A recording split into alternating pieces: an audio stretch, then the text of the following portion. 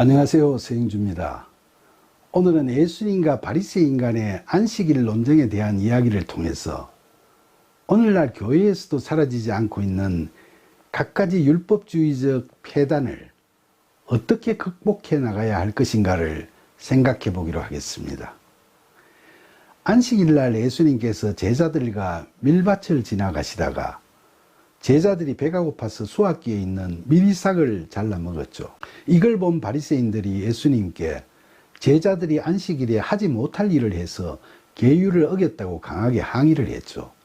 그러자 예수님께서는 다그치는 그들에게 구약 사무엘상 21장에 나오는 이야기, 즉 다윗의 제사장 아히멜렉에게 시장한 자신과 부하들에게 먹을 것을 좀 달라고 부탁해서 성전 성소의 상위에 둔 진설병을 얻어먹은 이를 상기시키셨습니다. 이스라엘 12지파를 상징하는 12개의 이 진설병은 제사장들만 먹을 수 있는 떡이었죠.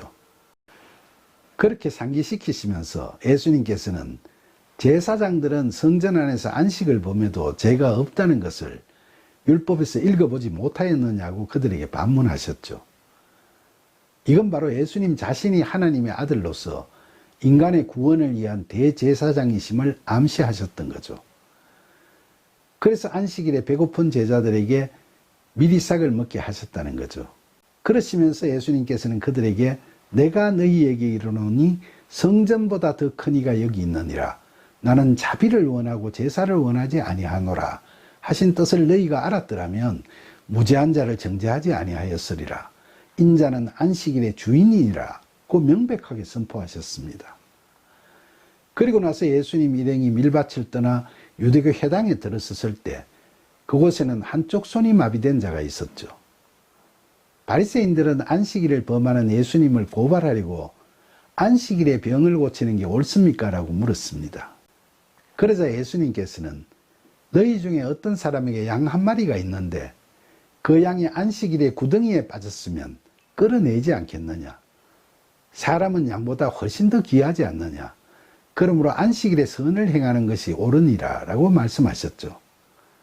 그 말씀에 술렁이는 그들을 보시면서 예수님께서는 손이 마비된 사람을 한가운데로 불러 세우시고는 다시 그들에게 안식일에 선을 행하는 것과 악을 행하는 것, 생명을 구하는 것과 죽이는 것, 어느 것이 옳으냐? 하고 물으시니까 그들 모두가 잠잠해졌죠.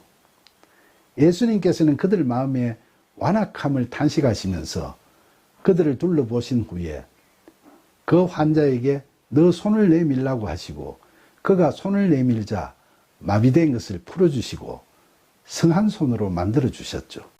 이 치유의 과정을 지켜본 바리새인들은 밖으로 나가서 다들 어떻게 하면 안식일을 지키지 않는 예수님을 죽일 수 있을까를 의논하기 시작했죠.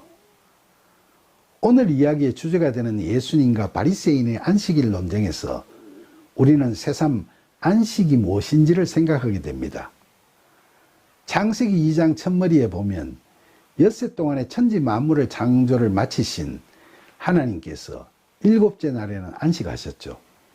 그래서 십계명을 이야기하는 출애굽기 20장에 보면 하나님께서는 그날을 복되게 하셨고 거룩하게 하셨다고 이야기하시면서 사람들도 다 안식일에는 아무 일도 하지 말고 쉬어라는 계명을 주셨습니다. 사실 우리의 삶에서 쉼은 반드시 필요한 거죠. 다 공감하듯이 의학적으로나 생리적으로나 사회적으로 또는 환경적으로 쉼은 필요하죠. 그런데 우리나라는 60여 년간의 압축 성장 과정에서 사람들이 쉬지 않고 일하는 게 마치 국민성처럼 자리를 잡게 됐죠. 20년 전쯤 유럽의 유명한 정치 지도자가 우리나라에 방문해서 기자회견을 할 때 산업 현장에서 쉬지 않고 일벌레처럼 열심히 일하는 근로자들을 본 소감으로 그렇게 해서 기업의 발전과 눈부신 경제 성장을 이룬 걸 극찬하기보다는 한국인은 왜 사는지 잘 모르겠다는 말을 하는 바람에 우리를 당황케 한 적이 있었습니다. 그러나 최근에 와서는 우리도 쉼에 대한 관심이 커지면서 근로시간에 대해 노사정 간에 열띤 논쟁이 이루어지고 저녁이 있는 삶이라는 말이 정치적인 캐치프레이즈로까지 등장하기도 했죠. 쉼이란 노동 후에 적절한 휴식이라는 점에서 피로를 풀어줄 뿐만 아니라 일의 스트레스로 인한 온갖 걱정 근심을 해소해 주는데도 반드시 필요한 거죠.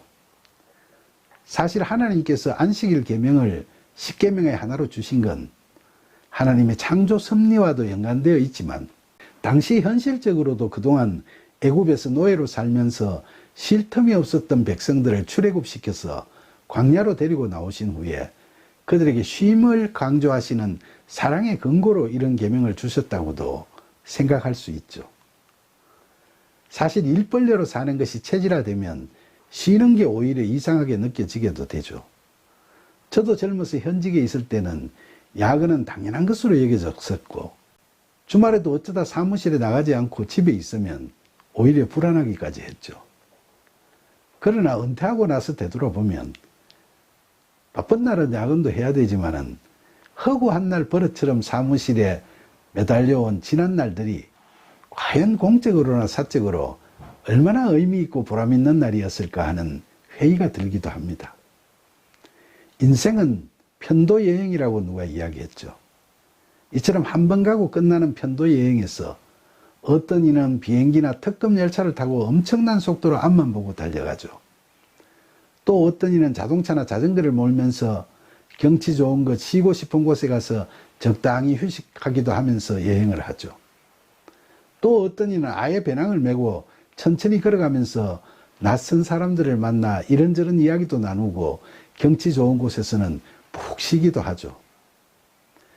어떤 여행 방법이 좋은 건가에 대해서는 사람마다 의견이 다를 수도 있겠지만 그래도 우리의 인생의 풍경을 제대로 보고 마음껏 즐길 수 있기 위해서는 쉬어가는 여행, 쉼이 있는 여행이 좋겠죠. 그래서 하나님께서도 종의 신분에서 해방된 자들이 과거의 습성에 젖어 일에 매달리는 걸 보시고 그들에게 쉼과 삶의 여유를 주시려고 안식일을 지켜라고 하셨던 게 아닐까요? 그런데 문제는 이 사랑의 계명을 율법으로 받아들인 유대인들의 행태였습니다. 안식일은 사람들에게 쉼과 복을 주기 위한 축복된 날임에도 불구하고 바리새인들은 쉬는 것을 율법시해서 안식일은 아무 일도 해서는 안 되는 날로 지켜져야만 한다고 생각했기 때문에 온갖 희한한 안식일 계율들을 만들게 됐죠. 그래서 오늘날도 이스라엘에 가면 호텔에 유대인 전용 엘리베이터는 안식일에는 모든 층에 자동으로 씁니다. 엘리베이터 버튼을 누를 수 없으니까요. 안식일에는 집에서 벽에 못도 못 치고 더워도 에어컨 버튼을 못 누릅니다. 안식일에는 자동차 운전도 꺼려하죠. 그래서 예수님 당시에도 오늘 이야기처럼 이런 사단이 일어났던 거죠. 율법의 본질적 의미는 상실되고 그 대신 이처럼 위선과 외식에 흐르는 율법주의라는 폐단만 생겨나고 말았던 거죠. 그런데 이런 갖가지 율법적인 폐단은 오늘날의 교회에서도 여전히 고쳐지지 않고 일부에서는 더욱더 기승을 부리고 있죠.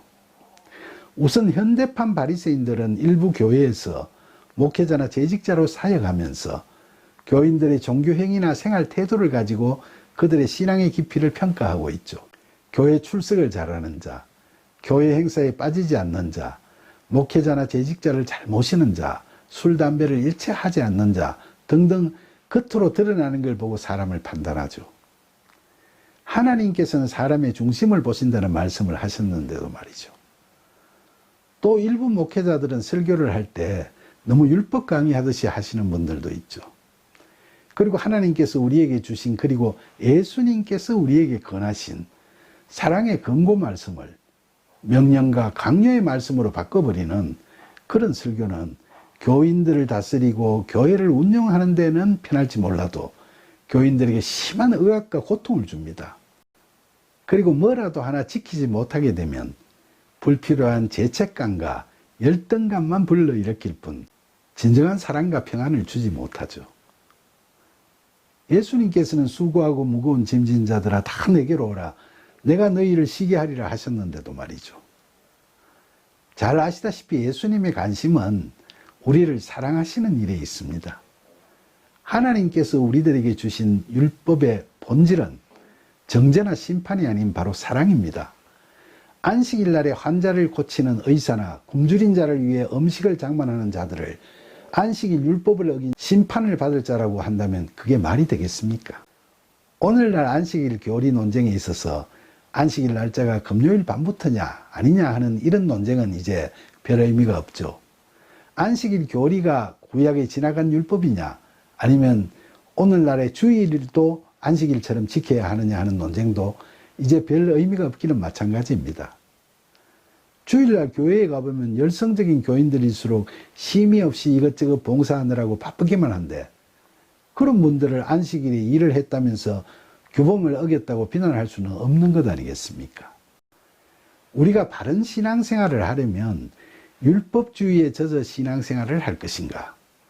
아니면 하나님의 사랑을 본받는 삶을 살아갈 것인가 하는 두 가지 질문 중에서 하나를 선택해야 합니다. 말로는 하나님과 예수 그리스도의 사랑을 본받는 삶을 살아야 한다면서도 교회에 가면 왠지 모르게 경건을 의식하게 되면서 율법주의로 흐르는 경향이 아직도 있고 교인들 상호간의 교제에 있어서도 사랑보다 율법주의적인 잣대로 서로의 신앙을 평가하는 경향도 있죠. 예수 그리스도는 우리를 자유롭게 하시려고 십자가에서의 죽으심도 마다하지 않으셨는데 그 큰 은혜를 입은 우리가 왜 굳이 율법주의적인 속박 속에 자신을 가두려 하는지 다시 한번 생각해 볼 필요가 있습니다. 사랑하는 여러분, 하나님께서 모세에게 주신 십계명에서 안식일을 기억하여 거룩하게 지켜라. 안식일에는 일하지 말고 쉬어라고 하신 이유가 무엇이겠습니까? 저는 이 계명에서 중요한 건 쉼도 중요하지만 그 날을 거룩하게 지켜라는 말씀에 더 큰 의미를 둡니다.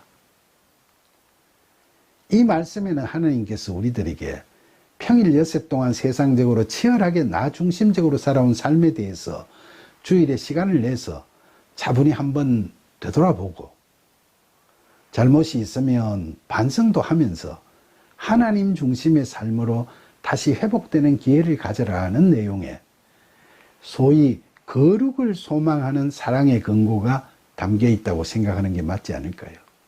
우리가 평일 엿새 동안은 사는데 바빠서 기도와 묵상은 아예 엄두도 못 내고 자신을 되돌아볼 기회도 갖지 못하다가 주일을 맞아 교회에 나가서 예배 가운데 하나님을 만나거나 또 사정이 여의치 못하면 교회 안 가더라도 가족이나 친지 몇몇이 또는 자기 홀로라도 진지하게 하나님과 만나는 기도의 시간을 가짐으로써 우리의 영적 모자람도 채우고 우리가 잘못 가던 길도 되돌아오면서 쉼과 회복의 기쁨을 누리는 것이 크게 만족스러운 신앙생활은 못 되지만 그렇게 했더라도 진정성을 갖고 거룩을 소망하는 하나님의 사랑의 근거에 따르려는 이런 작은 정성들을 하나님께서는 바라시지 않겠습니까?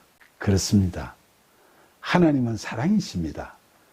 그러니까 이 귀하신 사랑 안에서 자유로워지고 하나님께서 주신 안식을 거룩을 소망하는 쉼과 회복의 기회로 삼아 기쁜 마음으로 제대로 지켜나가는 그런 저와 여러분이 되기를 간절히 기원하면서 우리에게 진정한 안식에 대한 깨달음을 주시는 예수님의 이름으로 기도드립니다. 아멘.